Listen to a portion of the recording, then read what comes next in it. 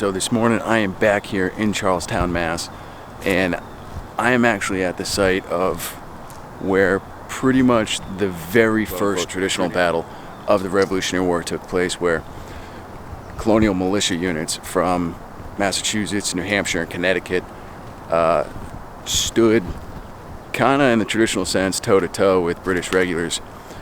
This morning I am here at the Battle of Bunker Hill.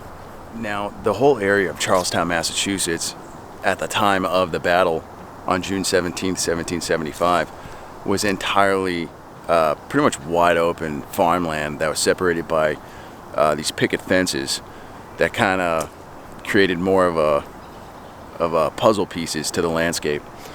And the British regulars who occupied Boston rode across the Charles River and landed in Charlestown.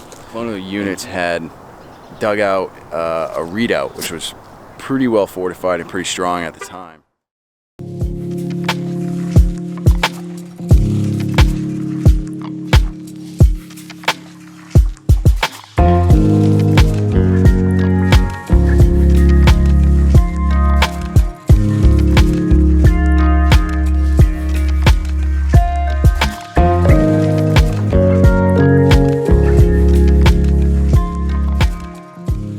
Night of June 16th, around midnight, hundreds of provincial troops was up here on this hill with pickaxes and shovels, and they started constructing this heavily fortified redoubt.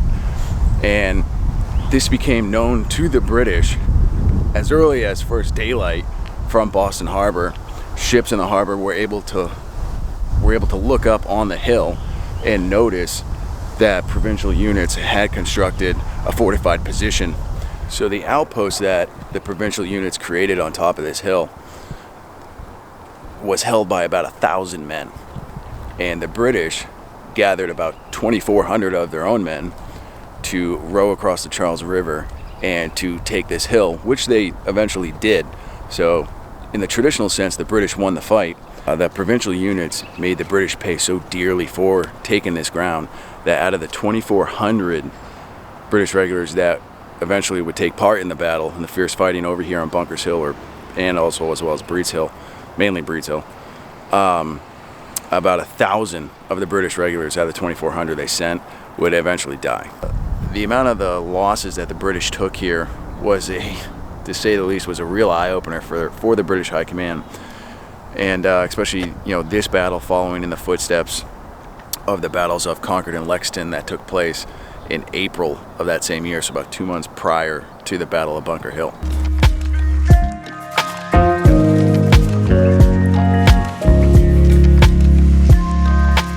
Building this monument for the Battle of Bunker Hill was extremely long and I would imagine frustrating. It took them 17 years to complete this monument.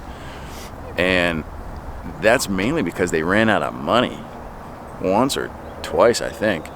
It came down to essentially the developers asking for private donations to build this monument.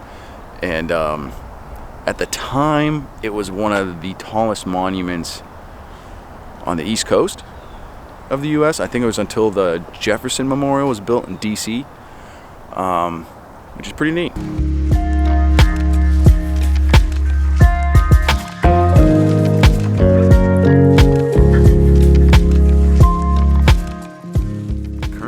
Prescott was one of the Patriot commanders who said, "Don't fire till you see the whites of their eyes," therefore making the Patriot forces more accurate and deadly, as well as to conserve their already low ammunition supplies. Now, across the street here, there's the Bunker Hill Museum that we're going to go inside and check out.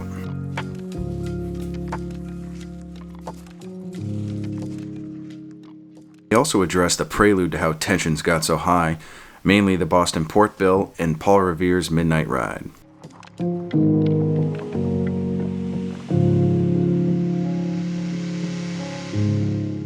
Visuals they have here of the British Navy bombarding Charlestown, which eventually set it ablaze, and the hand-to-hand combat and all-out warfare that eventually ensued, really paints the crazy picture of the madness that took place here at the Battle of Bunker Hill.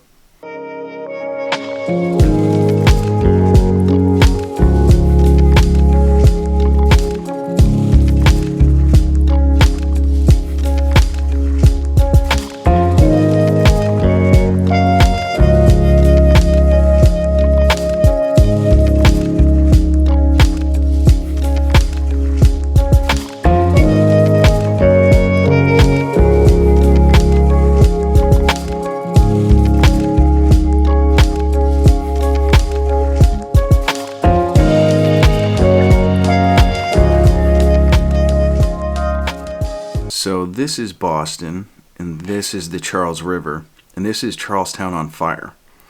This is just another great visual that shows the carnage of that battle.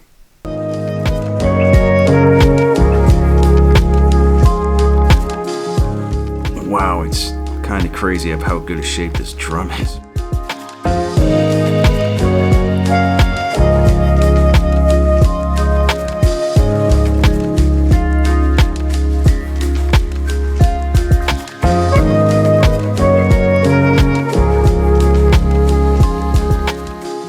They have some cool artifacts here, such as real cannonballs.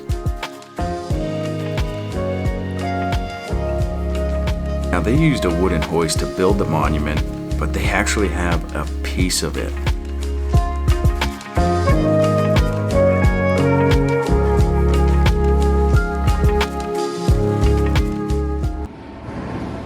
We're an independent-minded people.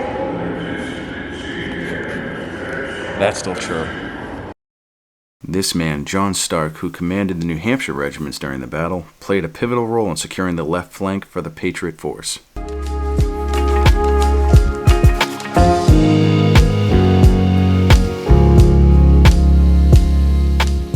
Now, the remnants of the Patriot forces would go on to form the Continental Army. Finally, on July 3rd, George Washington would take command of the army just outside of Boston. Alright, so I forgot to film an outro when I was down in Charlestown, but that was my day at Bunker Hill and also at the museum they have there. Now, if you enjoyed this content, give the video a thumbs up and don't forget to subscribe to the channel. That way you don't miss out on any new episodes. Now, next week I am back on the run and I'll see you guys right here, same time, same day, same channel.